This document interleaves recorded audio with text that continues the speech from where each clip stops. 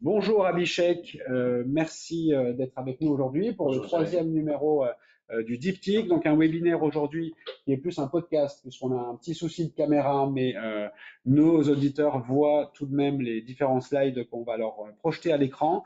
Est-ce que tu peux commencer peut-être Abhishek par nous présenter rapidement le groupe Greenman, qui est relativement nouveau dans l'univers des SCPI, Mhm. mais qui a quand même une certaine expérience.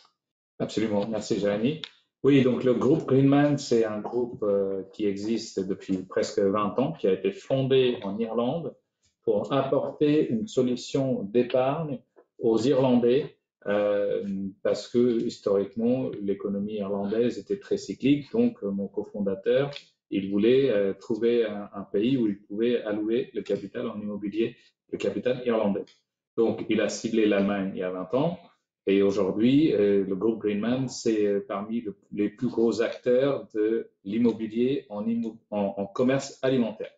Oui, parce qu'il y a une particularité, c'est que chez Greenman Art, vous êtes spécialisé sur le commerce alimentaire exclusivement. Et j'aimerais bien comprendre pourquoi, alors qu'on a quand même un mouvement aujourd'hui où c'est vrai que depuis les années 2010, on a vu beaucoup de SCPI arriver très spécialisés avec des thématiques bien particulières. J'ai Mhm, l'impression qu'on revient maintenant sur des SCPI de plus en plus diversifiés. mhm. Et vous, votre ADN, c'est le commerce alimentaire. Absolument. Nous, notre ADN, c'est le commerce alimentaire et je vais être encore plus spécifique, on cible la France et l'Allemagne. Donc, aussi dans le monde des CPI aujourd'hui, on parle de la diversification. Il y a des acteurs qui investissent dans plusieurs pays en Europe. Nous, on se spécialise dans un secteur et dans d'autres pays. Pourquoi? Parce que historiquement, on a une présence historique en Allemagne. On a des relations existantes avec tous les acteurs clés de la grande distribution dans le pays. Et en France, avec mon parcours personnel, j'ai des relations aussi dans ce secteur. Et donc, pour nous, Alors, c'est très important de capitaliser sur cette connaissance qu'on a des deux marchés et de ce secteur. justement, tu parles de ton parcours personnel, c'est important parce que c'est vrai que quand on regarde les critères que nous regardons pour conseiller une SCPI à nos clients, il n'y a pas que le rendement. Souvent, on nous parle du rendement. Nous, on aime bien s'intéresser à la qualité de la société de gestion, à la qualité des hommes qui la composent. Donc, toi, quel est ton CV finalement? Quelle est ton expérience et tes connaissances sur le marché de l'immobilier? Moi, je dirais que je suis un pur produit du monde immobilier. J'ai commencé ma carrière il y a presque 20 ans maintenant dans l'immobilier. J'ai commencé chez Unibail-Rodamco, qui est une société dans le commerce, qui est la plus grosse société cotée en Europe. Et puis, j'ai travaillé dans un fonds d'investissement. J'ai déployé un peu plus de 2 milliards d'euros de capital un peu partout en Europe et en Asie, dans les pays développés. Et puis, et dernièrement, avant de fonder ou cofonder Greenman Art, j'étais directeur adjoint des investissements chez Klépierre, qui est la deuxième plus grosse société cotée en immobilier de commerce en Europe. Et donc voilà, donc je chapeautais les transactions, j'ai travaillé un peu en développement, j'ai travaillé un peu en asset management, donc toute classe d'actifs, les bureaux, Donc, tu commerce. maîtrises parfaitement la chaîne de l'immobilier, en particulier sur les commerces. Exactement. Ouais. Donc, je vois que tu as préparé un petit diapo avec justement un point d'actu sur l'économie, et c'est peut-être pour ces raisons-là que aujourd'hui tu te focalises uniquement sur la France et l'Allemagne. Si tu peux nous commenter peut-être en quelques mots. Absolument. Donc, au-delà du fait qu'on connaît bien ces marchés, il faut aussi préciser que dans l'Union européenne, l'Allemagne et la France, ce sont les deux pays qui sont les plus peuplés. On a 150 millions d'habitants en France et en Allemagne. Si je prends un exemple, il faut prendre les quatre pays qui suivent la France et l'Allemagne dans l'Union européenne pour trouver cette population. Euh, et si on compare ça, on superpose le PIB du pays. France et Allemagne ensemble, c'est 6 000 ou plus de 6 000 milliards d'euros de chiffre d'affaires de PIB dans les deux pays. Pour trouver ce PIB, il faut faire la somme du PIB de 7 pays qui suivent dans l'Union européenne. Donc c'est énorme. Ça veut dire quoi? Ça veut dire deux choses. Donc il y a une population de 150 millions de personnes qui ont besoin de manger. Et eux, ils ont un pouvoir d'achat élevé parce qu'ils produisent plus de 6 000 milliards de valeur. Et donc, si on regarde quelques indicateurs clés ici, on voit qu'il y a quand même une croissance de PIB année par année projetée en 2023, 2024 et 2025. Si on regarde l'inflation qui était le sujet de l'année 2023 et que la BCE a continué à augmenter les taux d'intérêt à plusieurs reprises pendant 2023, c'était justement pour contrôler l'inflation. Et on voit bien dans ce tableau que l'inflation a baissé de un peu plus de 6% et maintenant c'est un peu plus de 2% en Allemagne. Donc c'est passé de 6,2 en 2023 à 2,2 en avril 2023, à 2024, pardon. Et si on regarde en France, c'était 6% en avril 2023 et maintenant c'est plus de 2% en France en avril 2024.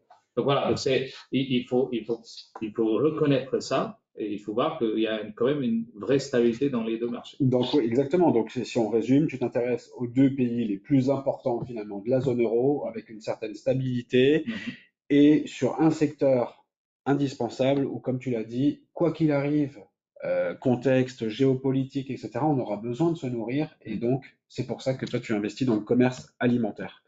Le commerce alimentaire, on le voit ici, est en progression et ça illustre bien ce que tu disais tout à l'heure, puisque les deux courbes les plus élevées concernent la France et l'Allemagne. Absolument. Et donc, c'est sur ce secteur-là que GMA Essentialis, donc ta SCPI,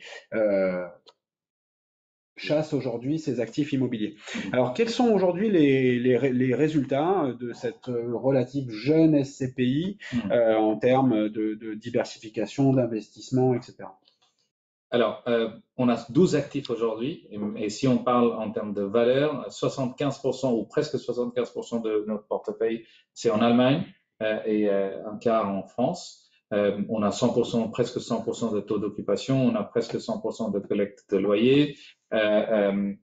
Et quand on parle de l'alimentaire, il faut aussi savoir que c'est un secteur qui résiste le mieux les crises. On a vu pendant le Covid, les seuls commerces qui étaient ouverts tout le temps, c'était les commerces alimentaires. Donc aujourd'hui, on voit qu'il y a une vraie résilience de ce sous-jacent.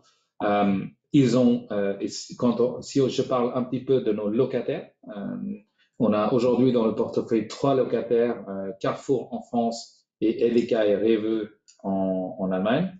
Et pour ceux qui ne connaissent pas ces deux acteurs allemands, Edeka et Rewe ensemble, ils ont 45% de part de marché en Allemagne. C'est-à-dire qu'il y a 83 millions d'habitants en Allemagne et presque une personne sur deux fait ses courses chez eux. Donc c'est 40 millions de clients potentiels pour ces deux enseignes. Oui, exactement. Et en France, Carrefour, ils ont 20% de part de marché, donc une personne sur 5. Donc là, on voit qu'il y a finalement 6 actifs en France, 6 actifs en Allemagne. Pour autant, dans le patrimoine, la part en Allemagne représente les 3/4 de la capitalisation. Ça veut dire que les actifs sont beaucoup plus chers. Oui, la valeur est plus importante. Ouais. Ce n'est pas forcément des commerces qui sont plus grands, c'est juste. C'est des commerces qui sont plus grands aussi. D'accord. Et il faut savoir que le marché allemand, ça aussi c'est un élément important, c'est la profondeur du marché, c'est la taille du marché, le volume de transactions immobilières qui est important parce que quand il y a un marché liquide, la valeur elle est mieux préservée de nos actifs. Par exemple, si ici aujourd'hui vous avez un appartement mais il est situé dans un endroit où il n'y a pas beaucoup d'acheteurs, en fait, la valeur, elle n'est pas bien préservée. On ne sait pas si on va pouvoir le vendre au même prix ou plus ou pas. Donc, plus il y a de profondeur de marché, plus c'est un marché qui est censé être liquide. Exactement. Et où on peut revendre plus facilement les actifs si besoin. C'est ça. Je comprends bien. Et donc, bien. Le marché allemand est 2 fois plus gros que le marché français. Alors, il y a une particularité quand même à investir en Allemagne, puisque la fiscalité est différente selon les pays où sont situés les immeubles. Quand on est uniquement en France, on a une fiscalité sur les SCPI qui peut être assez confiscatoire, puisqu'on a fiscalité à hauteur de la tranche marginale d'imposition, plus 17,2 de prélèvements sociaux, alors que quand on est, si je prends l'exemple de l'Allemagne ou dans un autre pays de la zone euro, on paye l'impôt à la source, c'est vous, société de gestion, qui payez l'impôt à la source sur les immeubles.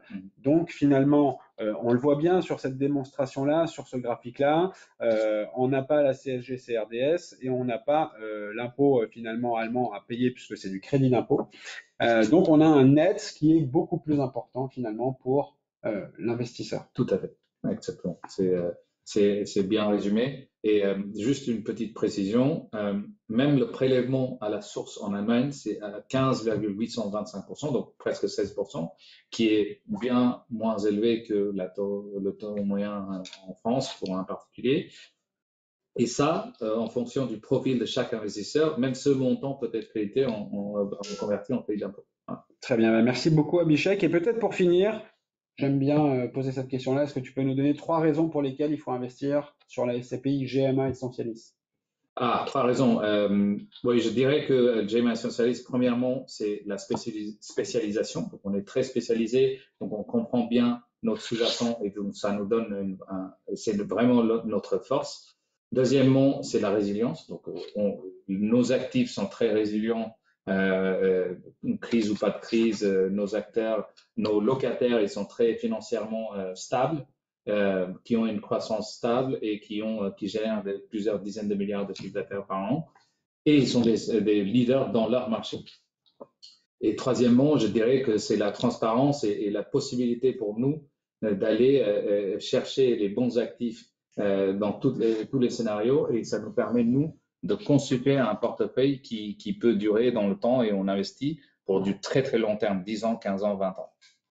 Eh bien, merci beaucoup Abhishek. On a parfaitement respecté le timing puisqu'on termine à midi pile. Donc, je rappelle à ceux qui nous ont suivis que cette émission sera accessible en replay à nouveau. Et donc, ça vous sera envoyé par mail dans les prochains jours. N'hésitez pas à contacter votre interlocuteur dédié chez Primaliance pour avoir plus d'éléments sur les différentes SCPI abordées ce matin à la fois avec Frank Ingels et avec Abhishek Jha, président de Greenman Art. Merci à tous. Bonne journée. Merci beaucoup. Bonne journée.